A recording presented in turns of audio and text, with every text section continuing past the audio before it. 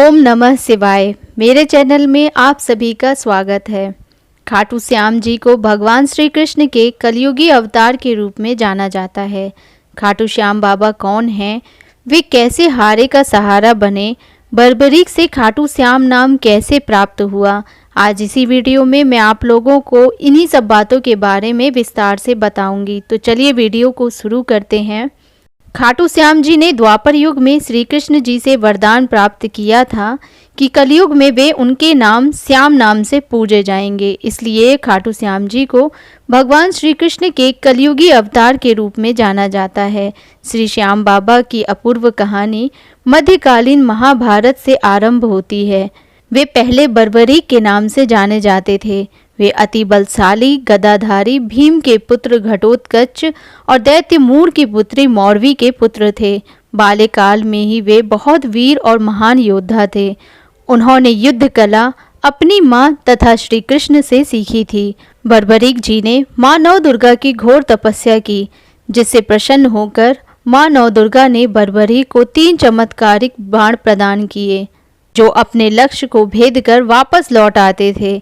3 बाणों की वजह से ही बर्बरीक अजय हो गए थे और 3 बाणधारी के नाम से प्रसिद्ध हुए। अग्निदेव ने भी प्रसन्न होकर उन्हें धनुष प्रदान किया, जो उन्हें तीनों लोकों में विजय दिला सकता था।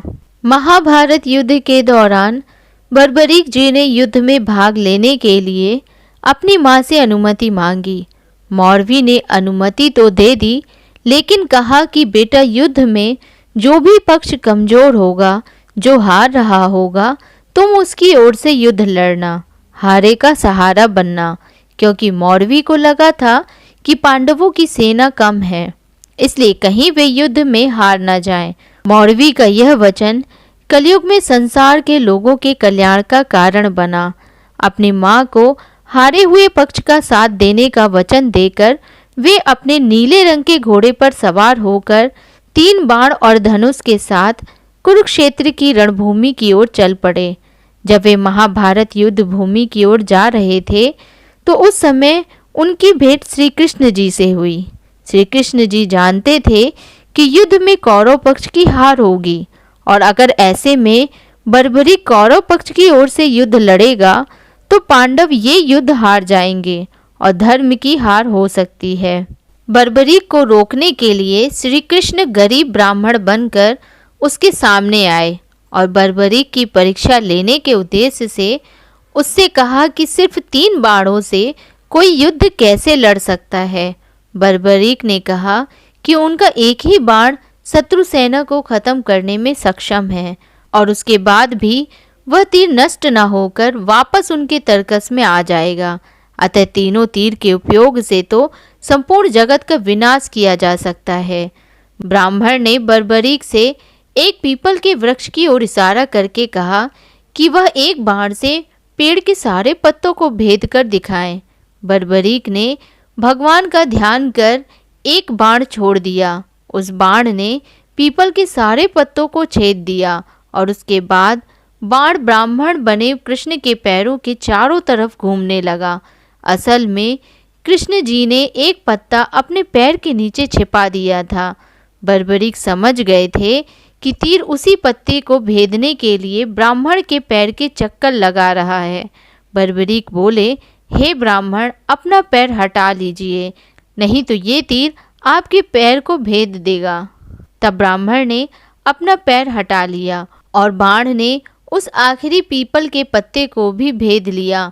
तब पांडवों की और धर्म की जीत के लिए श्री कृष्ण जी ने बर्बरीक से उनका कटा हुआ सिर दान में मांग लिया।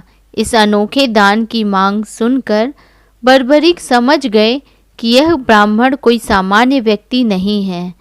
बर्बरीक जी ने प्रार्थना की कि वो दिए गए वचन के अनुसार अपने शीश का दान अवश्य करेंगे, लेकिन पहले ब्राह्मण देव अपने वास्तविक रूप में प्रकट हों। भगवान श्री कृष्ण अपने असली रूप में प्रकट हुए। बर्बरीक बोले कि हे देव, मैं अपना शीश देने के लिए वचनबद्ध हूँ, लेकिन मेरी युद्ध अपनी आँखों से देखने की इच्छा है। श्री कृष्ण जी ने बर्बरीक की वचनबद्धता से प्रसन्न होकर उनकी यह इच्छा को पूरा करने का आशीर्वाद दिया।